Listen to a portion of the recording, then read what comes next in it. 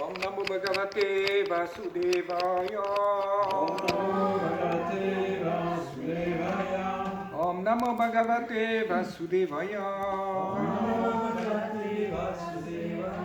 Om Namo Bhagavate Vasudevaya. Om Namo Bhagavate Vasudevaya.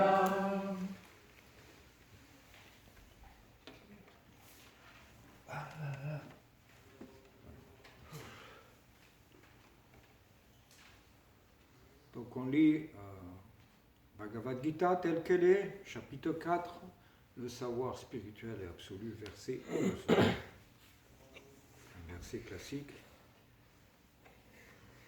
Ye yatamam prapadyante. Ye yatamam prapadyante. Tam stateva bhajami aham. Tam stateva bhajami aham. Mama vartmanu vartante. Mama vartmanu vartante. Manusham patrarsavasham. Manusham patrarsavasham. Ye yatamam prapadyante. Tam stateva bhajami aham. Mama vartmanu vartante. Manusha patarsarvasha.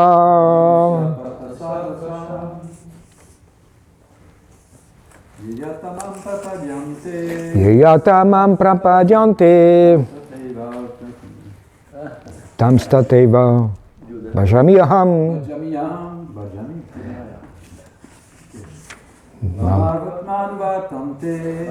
Vartante. Manusha parta sarvasha. Quelqu'un d'autre?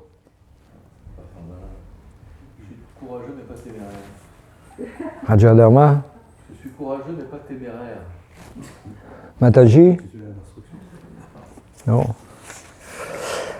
Eux tous. Yata.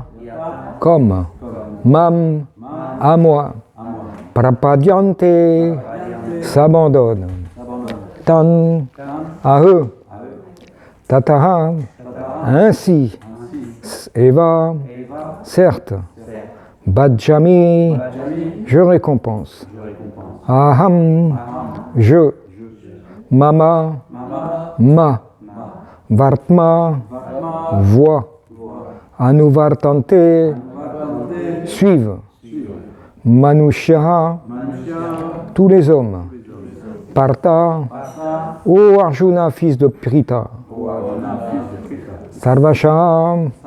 À tous égards. Traduction et teneur importée par Srila Prabhupada. Tous suivent ma voie d'une façon ou d'une autre, ô fils de Pritha. Et selon qu'ils s'abandonnent à moi, en proportion, je les récompense. Teneur importée. Sous différents aspects, c'est Krishna, Dieu, que tout le monde recherche. Il est partiellement connu sous deux aspects initiaux. Le Brahmajyoti, la radiance impersonnelle qui émane de son corps, et le Paramatma, l'âme suprême et omniprésente qui réside en tout être et en toute chose, y compris les particules d'atomes. Mais n'est pleinement réalisé que par les purs bhaktas. Krishna est donc pour tous l'objet de la réalisation spirituelle, et chacun le perçoit sous l'une ou l'autre de ses formes, selon son désir de le connaître. Dans le monde spirituel, Krishna répond à l'amour de chaque bhakta en tenant le rôle que ce dernier attend de lui. Certains veulent voir en lui le maître absolu, d'autres leur ami intime, leur fils ou leur amant. Krishna se donne sans partage à chacun d'eux, selon l'amour qu'on lui adresse. Et ces mêmes échanges de sentiments se retrouvent également dans l'univers matériel entre Krishna et ses différents dévots. Tous les purs bhaktas, dans ce monde comme dans la demeure absolue, jouissent de la compagnie du Seigneur et le servent en personne, avec amour, puisant à ce service un bonheur absolu. Krishna aide aussi les impersonnalistes, désireux de commettre le suicide spirituel en niant artificiellement leur existence individuelle. Il les absorbe dans la radiance émanant de sa personne. Mais comme ils refusent d'accepter la vérité absolue dans sa forme personnelle, éternelle et bienheureuse, ils ne peuvent, une fois leur individualité perdue, goûter la félicité de servir le Seigneur avec amour. Certains même, sans être encore parvenus à la réalisation impersonnelle, retournent à la vie matérielle afin d'y laisser s'exprimer leur désir latent pour l'action. Ils n'ont pas accès aux planètes spirituelles, mais se voient à nouveau offrir la possibilité d'agir sur l'une ou l'autre des planètes matérielles. Quant à ceux qui désirent jouir du fruit du devoir accompli, c'est le Seigneur, aussi connu sous le nom de Yageshvara, ou maître de tous les sacrifices, qui leur accorde les résultats espérés. C'est en lui encore que les yogis obtiennent les pouvoirs surnaturels qu'ils convoitent. En d'autres termes, chacun, pour ce qui est des fruits de son labeur, dépend de la miséricorde de Dieu. Les différentes méthodes de réalisation spirituelle ne sont que diverses étapes sur une même voie, et à moins d'atteindre l'étape ultime, la parfaite conscience, de parfaire notre conscience de Krishna, tous nos efforts demeureront insuffisants et nos achèvements incomplets. Le Srimad Bhagavatam confirme ce fait. Que l'on n'ait aucun désir, comme le bhakta, ou que l'on soit en quête des fruits de l'action ou de la libération, il faut de tout cœur adorer Dieu la personne suprême. On atteindra alors la perfection qui a son apogée dans la conscience de Krishna. C'est le verset 2, 3, 10. Akama sarvakamova mokshakama hudaradehi trivena bhakti yogena yajeta purusham param. Yeyatamam prapadyante tamstatevam bhajami aham mama vartuma vartante manusham parta sarvasham. Tous suivent ma voie d'une façon ou d'une autre, ô fils de Pritha, et selon qu'ils s'abandonnent à moi en proportion, je les récompense. Omagana timinandasya gananjala shalakalai shatchuru militam yena tasmai shri gurave namaham. Shri Chaitanya mano bishtam shtapitam yena bhutale swayarupa kadamadyam dadati swapadantikam. E Krishna Karina Sindudinam Bandhu Jagatpate Gopisha Gopika Kantarada Kantanamostute Tapta Kanchana Gorangera Devrindamaneshvari Vrishabhanu Sutte Devi Pranamami Haripriye Vanchakan Patarubhya Shakripa Sindhu Yaiva Chapatitanam Bhavanebhyo Vaishnavibhyo Namo Namaham Shri Krishna Chaitanya Prabhu Nityananda Shri Advaita Gadadhar Shivasadi Gaura Bhakta Vrindam Hare Krishna, Krishna Krishna, Hare Hare, Hare Rama, Rama Rama, Hare Hare.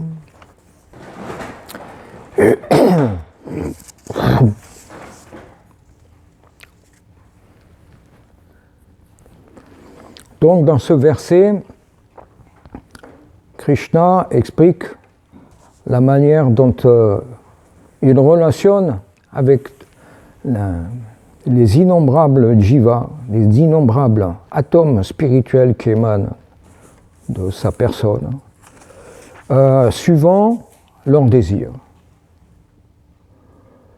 Donc ceux qui ont une approche athée, impersonnelle, négligente, Krishna aussi les récompense en leur octroyant le fruit de leurs activités. Mais les gens qui ne savent pas l'art d'agir de manière à s'élever des fois, on a la surprise de réaliser que la manière qu'ils sont récompensés par Krishna, c'est pas ce qu'ils pensaient. C'est-à-dire qu'ils ne comprennent pas les règles du jeu et agissent de manière désordonnée en négligeant les Écritures. Et donc le résultat, suivant que leurs activités teintées de passion, d'ignorance ou de vertu, eh bien les résultats seront aussi teintés de la même encre, pourrait-on dire.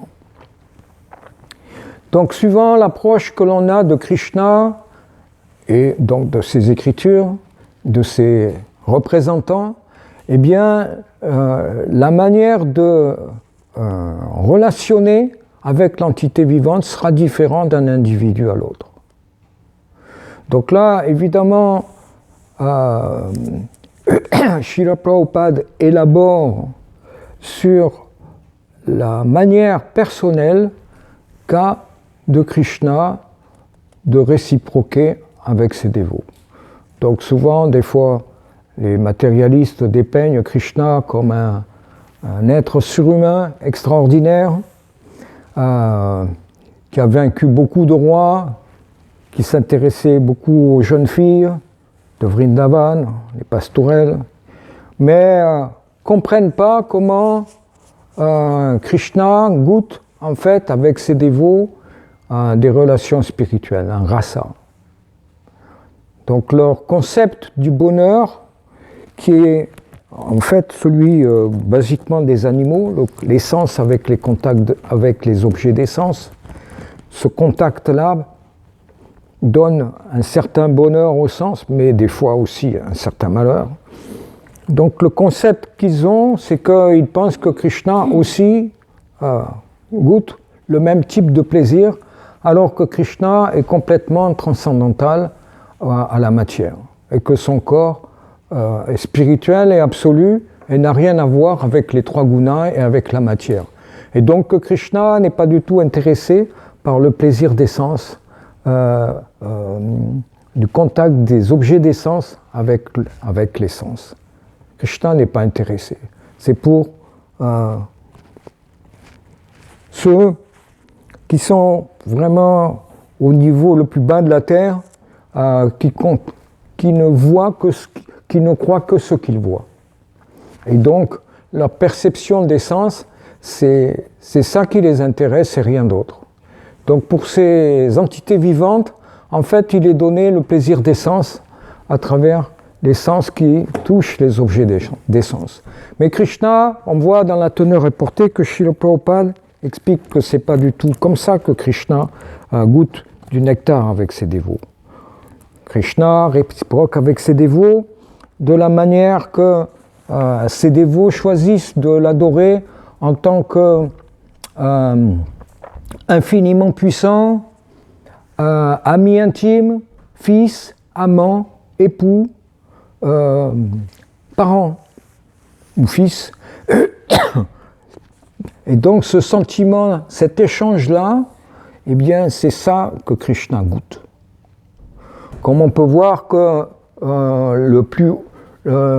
les plus hauts sentiments que l'être humain puisse éprouver, ce sont les sentiments maternels entre la mère et son enfant, ou aussi conjugal, entre l'époux et son épouse.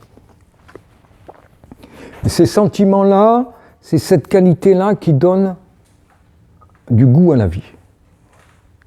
Et donc les gens projettent que ce sentiment-là est là et il se développe à travers le plaisir des sens, alors qu'en fait, le plaisir des sens, souvent quand on l'abuse, il ruine la relation, et la relation d'agréable, elle devient acide, et on voit des gens qui s'entretuent parce qu'ils étaient amis à un moment, et puis par un concours de circonstances, ils deviennent ennemis. Que ça soit entre couples, entre nations, entre sociétés, entre amis, entre frères et sœurs, toutes ces choses-là, on les voit se passer. Parce que, en fait, à un moment, il y avait un certain goût qui était là, avec des relations qui trouvent leur origine en Krishna, et à travers le voile de la matière, eh bien, ces relations deviennent perverties et deviennent complètement opposées après un certain temps. Donc c'est pourquoi en fait la matière est mystique. Devi Yesha Gunamai, elle est mystérieuse parce que elle tisse des relations entre les êtres, et puis quelque temps après, comme les circonstances changent, eh bien ces relations deviennent acides, douloureuses. Et on voit ça dans les guerres, on voit ça dans les crimes, on voit ça dans pratiquement tous les jours, mais pour ce qui est des relations entre Krishna et ses dévots, ça ne se passe pas comme ça. Parce que le dévot goûte une relation bien particulière avec Krishna et il sait que c'est son bijou dans le cœur. C'est la chose qu'il doit protéger. Donc on voit des exemples dans la littérature védique. Quel est le meilleur exemple, par exemple, de situation complètement défavorable, et néanmoins le dévot garde foi avec Krishna, et finalement la situation change complètement. Et Krishna devient glorifié, et son dévot aussi, pour la constance de sa dévotion envers Krishna. Un des meilleurs exemples, c'est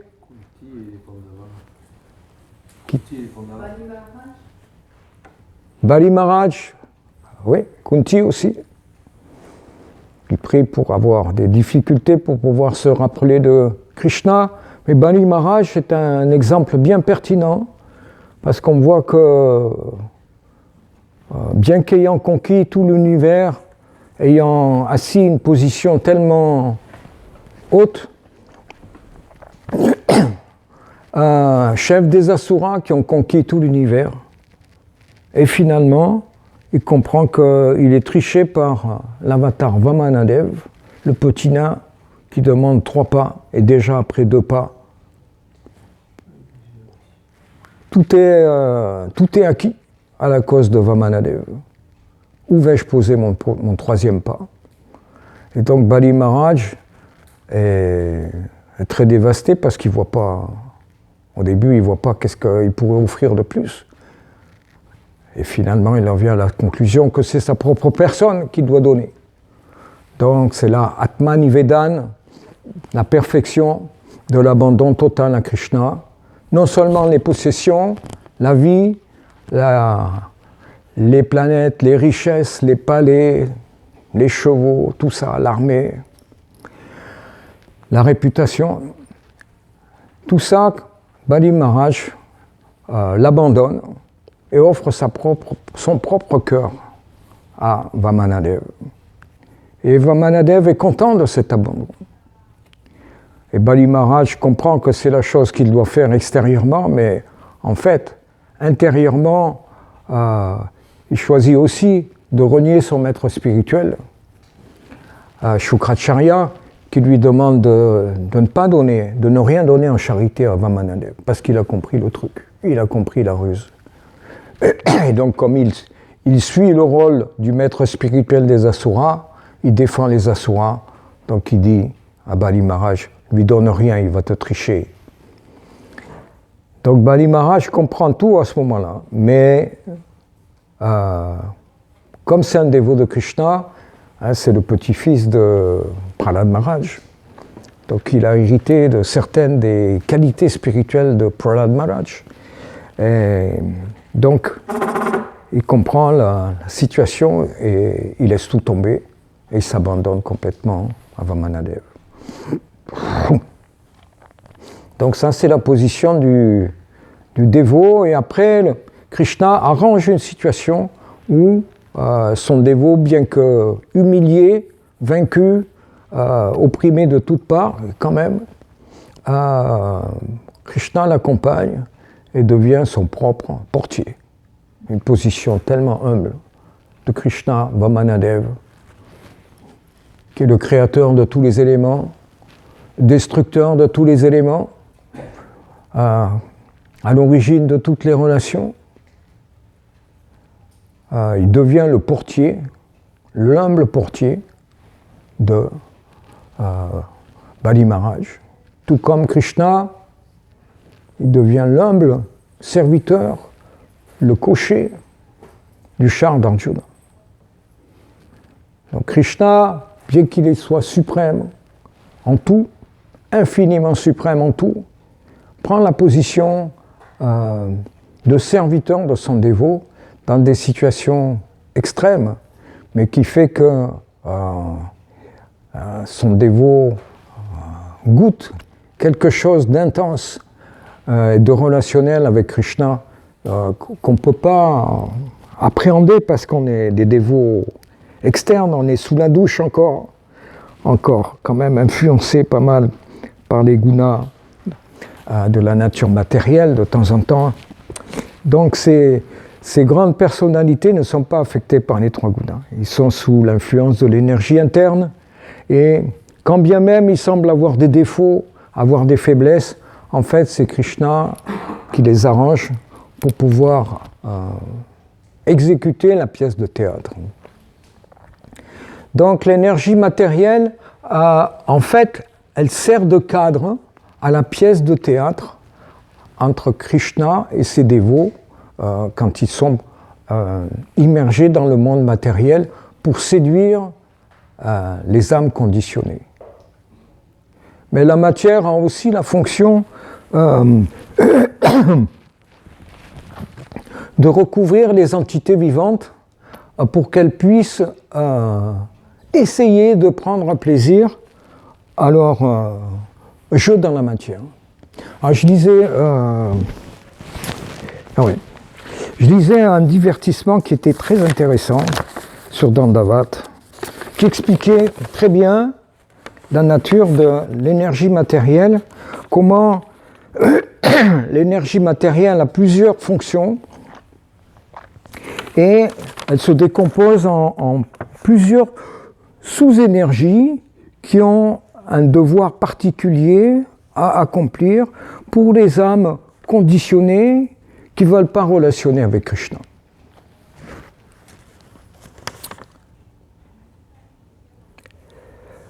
Donc Maya, qui est une pure dévote du Seigneur suprême, et qui a un service envers Krishna ingrat, comme Indra, aussi, Brahma aussi trouvait son service ingrat, de loger les entités vivantes dans différentes prisons corporelles pour satisfaire leurs désirs matériels. Donc Maya Devi a aussi le rôle de tromper les âmes incarnées en leur faisant penser que leur identité est matérielle et leur fait perdre le concept qu'en fait elles sont des entités spirituelles. Et donc elle fait penser que la matière, finalement, c'est un endroit pas si mal pour y vivre. Et cette puissance d'illusion, elle s'appelle Avaranatmika Shakti. Donc elle lui fait croire que le choix qu'elle a fait de vivre dans la matière, c'est quelque chose de normal et qu'elle est satisfaite dans les situations qu'elle trouve. Alors que ce soit le petit ver qui soit dans les intestins ou dans la mare d'excréments ou bien le brin d'herbe qui grelotte dans le froid, mais sa conscience fait qu'il ne ressent pas le grelot du froid, ou bien l'être très évolué, Indra. Donc toutes ces entités vivantes sont illusionnées, et nous-mêmes, il ne faut pas croire qu'on échappe aussi à ça. On est tous illusionnés dans ce concept de cette composante de Maya Devi qui nous fait croire que notre environnement, finalement, il est normal et on arrive à joindre les deux bouts, à faire satisfaire nos désirs matériels et on pense ainsi que la situation dans laquelle on est pas si pire, surtout pour nous autres Européens. Le supermarché fournit la nourriture, on peut se déplacer avec une extension du corps qui est la voiture, facilement. Le corps réagit avec les désirs, du moins quand on est jeune. Après, ça se corse, ça devient difficile après. On pense ça quand on est jeune. Mais quand on est vieux, ça devient difficile d'allonger le bras, ou la jambe, ou de se déplacer. Toutes ces choses-là, on ne les réalise pas quand on est vieux. Donc on pense que la situation est normale, alors qu'elle ne devrait pas l'être. Si notre conscience était vraiment consciente de Krishna, notre situation, on la trouverait inconfortable, comme assis entre deux chaises. Et c'est vraiment le cas, parce que notre situation, elle est temporaire. Elle semble bien huilée, bien rodée, mais c'est un fragment de temps dans le flot de l'éternité. On ne se rappelle pas les galères quand on était jeune, quand on s'est fait battre, ou les accidents, ou les problèmes, quand on était dans le ventre de la mère, quand on est né. On ne se rappelle pas toutes ces galères. On voit le corps comme quelque chose, un outil qui est très utile pour évoluer dans la vie et satisfaire nos désirs matériels. C'est un aspect de la question, mais on ne voit pas l'aspect négatif à cause de cette énergie qui nous fait croire que notre situation est normale et que notre corps, c'est nous. Et on est satisfait dans ce rôle. Le ver de terre, il est aussi satisfait dans ce rôle. Simplement parce que nous, on a une conscience qui est supérieure, on peut comprendre que la manière de se divertir du ver de terre dans la flaque de boue ou d'excréments, cette qualité de plaisir ou de satisfaction qu'il reçoit, elle n'est pas normale.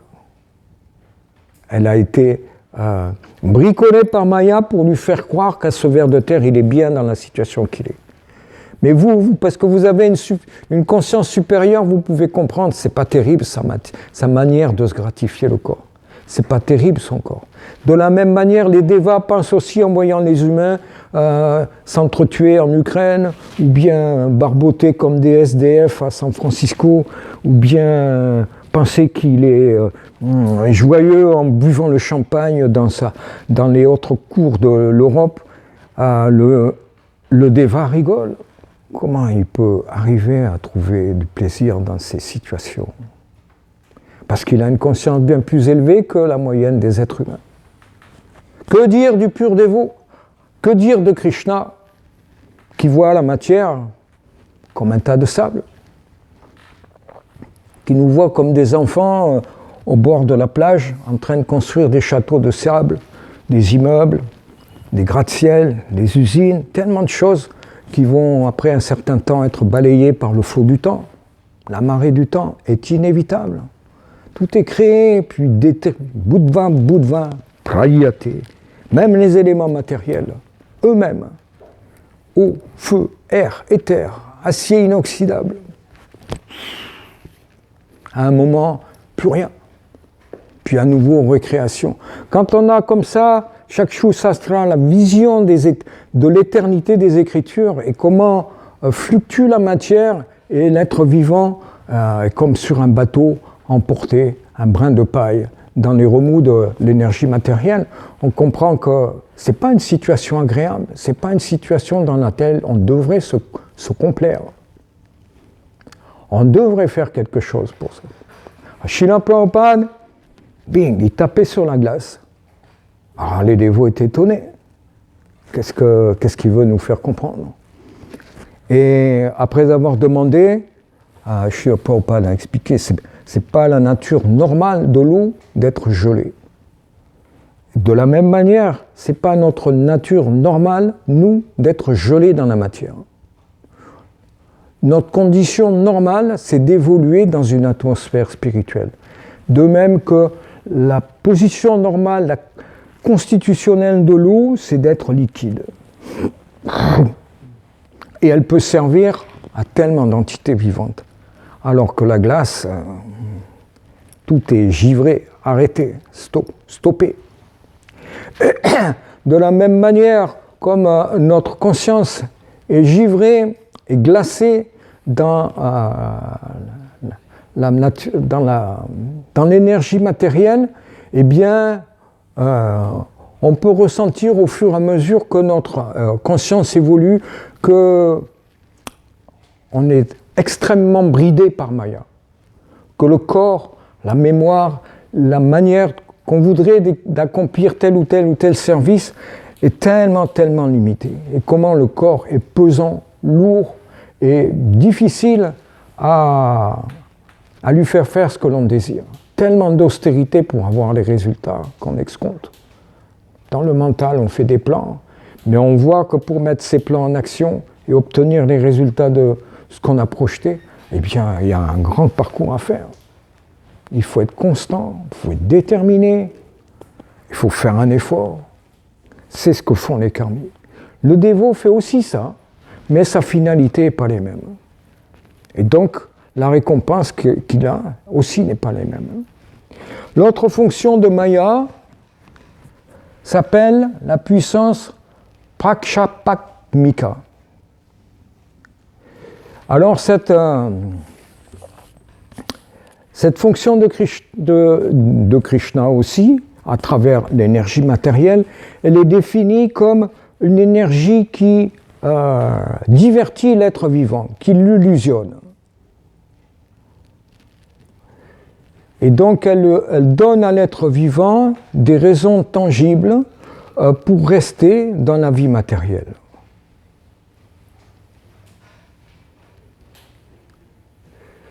Donc pour convaincre que la vie spirituelle c'est pour les fous, l'énergie Prakshapatmika propulse l'âme spirituelle loin de toute activité spirituelle, avec des arguments convaincants. Parce qu'elle lui fait croire qu'il est le corps. Et donc, les spiritualistes, les gens qui essaient de s'élever, d'élever leur conscience, cette énergie susurre à l'être vivant qui pourrait contempler que peut-être il y a une manière de sortir et de jouir de la vie, de sortir de ce monde, un autre concept, une autre manière de vivre. Alors cette composante de Maya Devi, elle lui susurre, laisse tomber, ils sont tellement fous, ils sont tellement à côté de la plaque. Donc elle lui fait croire que la vie spirituelle c'est quelque chose qui n'est pas normal, qui va à l'encontre de la normalité. Et on peut voir que 99% des gens sont vraiment illusionnés par et influencés par cette composante de l'énergie matérielle. Seulement un petit pourcentage se pose la question qu'est-ce qu'il faut faire pour résister à ce courant de pensée digne des moutons qui nous fait croire que le but de la vie, c'est le confort du corps, le confort du mental, alors que tout nous dit le contraire. Parce que pratiquement dans le siècle qu'on a vécu, ou les 10, 20 dernières années, les gens ont eu tout ce qu'ils avaient pour jouir. Et on voit que tellement de gens n'y arrivent pas, ont des problèmes avec leur mental, avec la famille, avec tellement de problèmes. Malgré toutes les facilités qu'a donné l'énergie matérielle, eh bien les êtres vivants, en général, sont frustrés. Un petit pourcentage qui arrive à se maintenir sur la tête des autres peut penser qu'il jouit de la vie, mais ce pourcentage, il est négligeable et c'est transitoire. Parce que lui aussi, il va tomber malade, lui aussi, il va mourir. Peut-être pendant un moment, il ne galère pas, beaucoup de facilités sont là, mais la roue de la fortune, elle tourne. On voit bien dans notre pays, on a vécu tellement de facilités matérielles Et petit à petit, on voit que la roue maintenant est en train de tourner. On ne doit pas penser que les facilités matérielles, elles nous sont offertes sur un plateau et qu'on va pouvoir les déguster tout le temps. Surtout si ces facilités matérielles ont été acquises de manière illicite sur le dos d'autres nations, d'autres contrées, en profitant de situations économiques ou de plans et d'arrangements financiers qui ont été faits pour nous avantager. L'énergie matérielle a 36 000 manières de contrecarrer les efforts des êtres vivants qui pensent qu'ils vont pouvoir jouir à l'infini. En plus, il y a une jouissance on voit que les gens sont frustrés. Donc l'énergie matérielle, elle réagit et elle influence les êtres vivants de manière très très différente, suivant qu'ils s'abandonnent à Krishna ou qu'ils négligent ou qu'ils rejettent Krishna. Donc déjà, s'abandonner à Krishna, c'est un mot qu'on retrouve beaucoup dans la littérature que nous a laissé Srila Prabhupada, mais au moins ça veut dire ne pas faire de choses qui déplaisent à Krishna. Mais en plus, si on veut rentrer dans le royaume de la dévotion, eh bien, il nous est conseillé de faire des choses qui satisfont Krishna, mais ce n'est pas facile de satisfaire Krishna, parce qu'il a déjà tout. Il est déjà servi par des Sahasrara Lakshmi, des millions de Lakshmi qui le servent dans le monde spirituel. Il crée tout, il transforme tout. Comment satisfaire une telle personne qui a tout, qui crée tout, qui détruit tout? C'est pas facile. Krishna explique aussi que c'est à travers le maître spirituel qu'on peut le mieux le servir. Donc la meilleure manière en fait de satisfaire Krishna est d'essayer de satisfaire son représentant. Mais déjà, une première qualification, c'est de se débarrasser des mauvaises habitudes qui déplaisent à Krishna. Alors on parle notamment des principes régulateurs, mais il y a d'autres principes.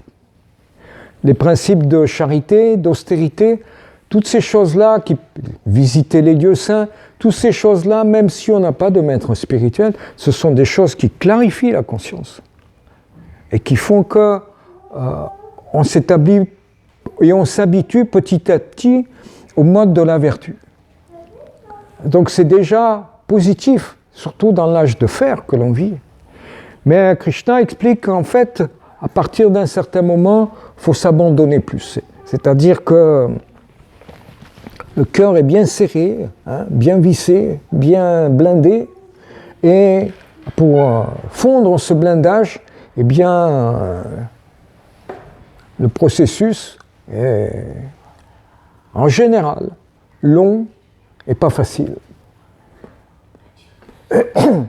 Donc, Srila Prabhupada est venu pour, en quelque sorte, réjuvénérer le système de purification des âmes engluées dans la matière, parce que la situation devient trop difficile pour les êtres vivants, pour l'homme sur cette planète. Ça devient difficile d'épurer sa conscience dans les situations tellement troublées qui sont actuelles. Et en fait, Srila Prabhupada recrée, redonne vie en fait aux écrits védiques qui ont pu traverser le fil des temps et qui ont toujours une succession disciplique authentique. Donc c'est pourquoi la Bhagavad Gita et le Srimad Bhagavatam sont des repères dans la vie des âmes conditionnées parce qu'ils peuvent comprendre comment vivaient les gens il y a 5000 ans, 10 000 ans, 1 million d'années, etc. Donc en quelque sorte, le Srimad Bhagavatam est révolutionnaire parce qu'il parle de la race humaine et sur quelle plateforme ils évoluaient il y a des milliers et des millions d'années. en opposition complète avec la théorie de Darwin qui dit qu'on vient du singe. Peut-être ceux qui ont pondu la théorie de Darwin ont évolué, et sans doute ils ont évolué à travers des corps du singe, mais la Bhagavad Gita explique que c'est la conscience qui évolue. Et donc la conscience est susceptible d'évoluer grandement dans le courant d'une vie humaine. Et c'est ça l'avantage de la vie humaine qui est rarement acquise, c'est que la personne qui habite un corps humain peut voir sa conscience propulsée plus haut que la conscience des dévas et des demi-dieux. C'est inconcevable. Mais on peut penser, le déva du soleil, il y a un être vivant qui contrôle le soleil, qui contrôle la lune, qui contrôle tellement de choses qui ont des pouvoirs tellement supérieurs à l'être humain. Mais la personne qui devient dévote, elle est plus évoluée que les dévas, plus avancée spirituellement que les dévas. C'est possible de faire ça en l'espace d'une vie humaine. Ça semble impossible matériellement, mais la composante de la miséricorde du maître spirituel et la miséricorde de Chaitanya Mahaprabhu, Nityananda Prabhu, en fait, elle est infinie. Deux infinis s'affrontent. L'infini de nos péchés et de nos activités matérielles passées et l'infini de la miséricorde de Krishna à travers Gaur Nitai et le maître spirituel. Donc aucun espoir n'est vain.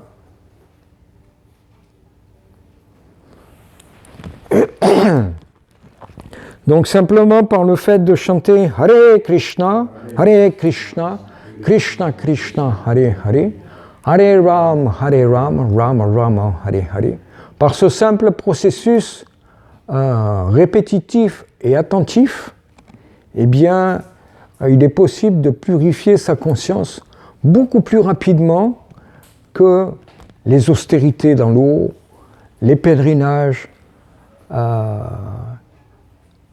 lire les Écritures, même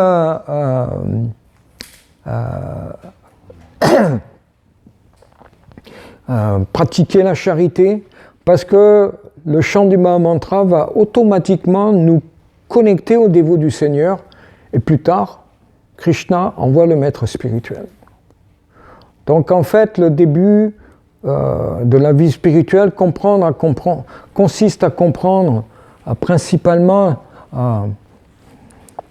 comment élever sa conscience, et par le processus, même si on ne comprend pas qu'est-ce que veut dire Krishna, qui est Krishna véritablement, qui est Rama, qui est Hare, tous ces noms sanscrits, qu'est-ce qui se cache derrière?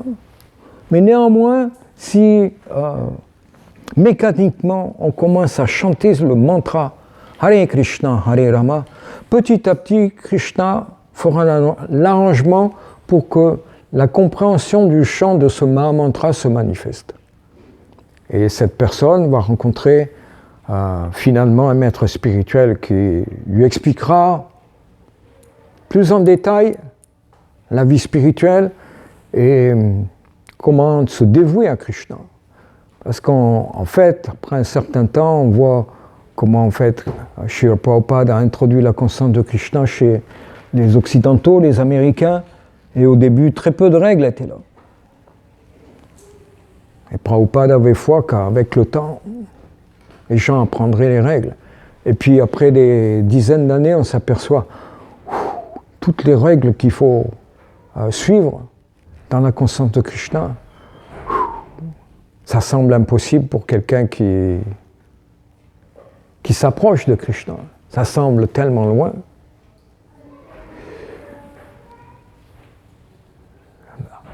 En même temps loin et en même temps près, inconcevablement, parce que le Mahamantra est infiniment puissant et la miséricorde du maître spirituel est aussi infiniment puissante.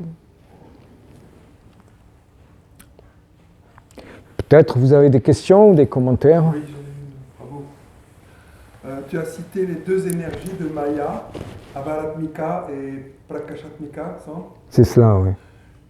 Tu les as décrits d'une certaine manière, mais est-ce que ce sont ces deux mêmes énergies qui correspondent à celle qui enveloppe l'entité vivante et celle qui la retient?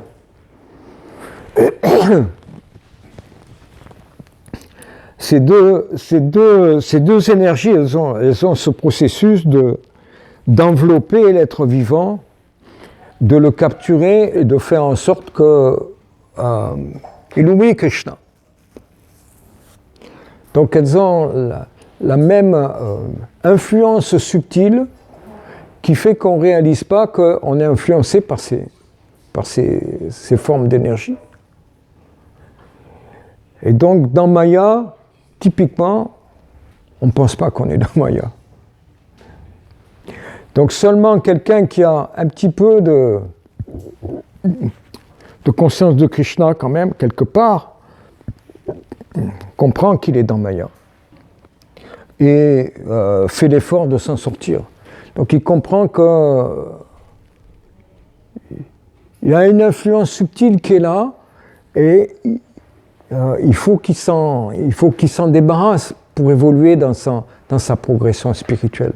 Donc il comprend comment Maya Devi, elle influence et elle a tendance répétitivement à faire tomber l'entité vivante au fond de la matière. Il comprend ça. Mais il faut un certain avancement spirituel pour comprendre comment cette énergie tellement lancinante, tellement agressive, elle est là et elle est sous l'attente à la matière. Dès qu'on a un corps, on est soumis à cette énergie matérielle.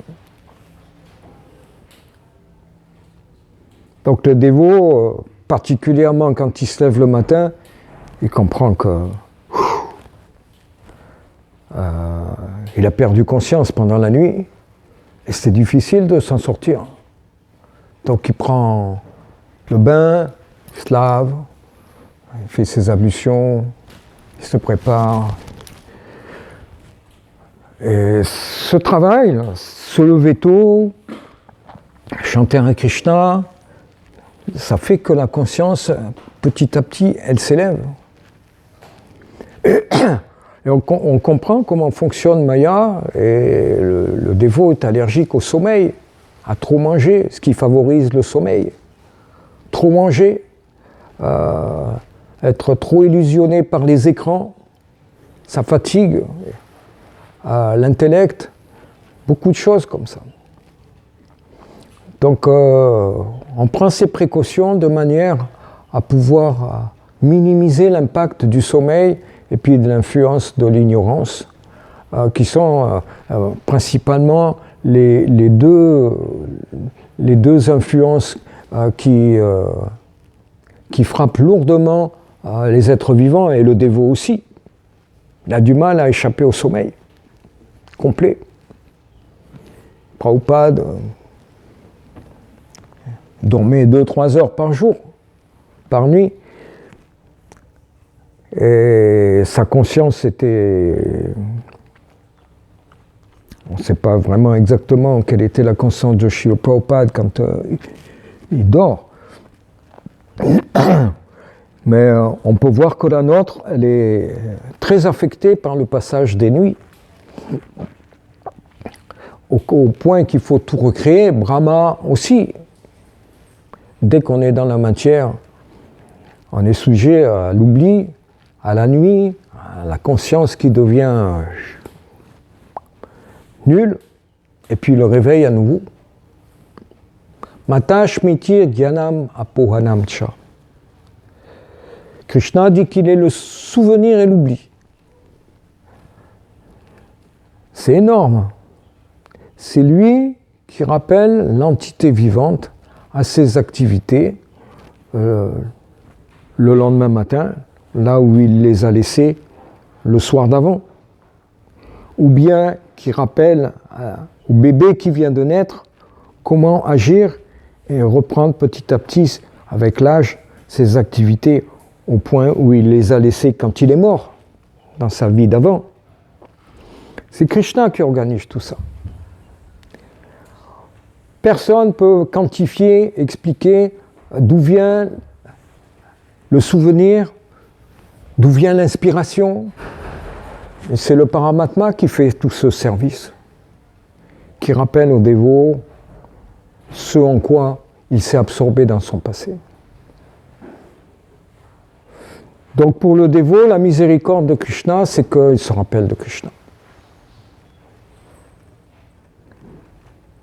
Et pour le matérialiste, il se rappelle où est-ce qu'il a laissé son compte en banque ou ses affaires dans sa vie ou son jour passé, et il reprend à partir de là. Mais pour le matérialiste, c'est changer des fichiers, changer des pots, changer des sacs de sable, les transformer, c'est tout de la matière. Finalement, pour Krishna, il reste au même niveau. Parce que ce que Krishna voit, c'est comment on s'intéresse à lui ou qu'on s'intéresse aussi aux autres. Krishna voit ça aussi. Bien-être matériel, mais surtout bien-être spirituel. Krishna est sensible aux dévots qui s'inquiètent de la maturité spirituelle de ceux qui sont complètement au ras des pâquerettes, mais aussi des autres dévots,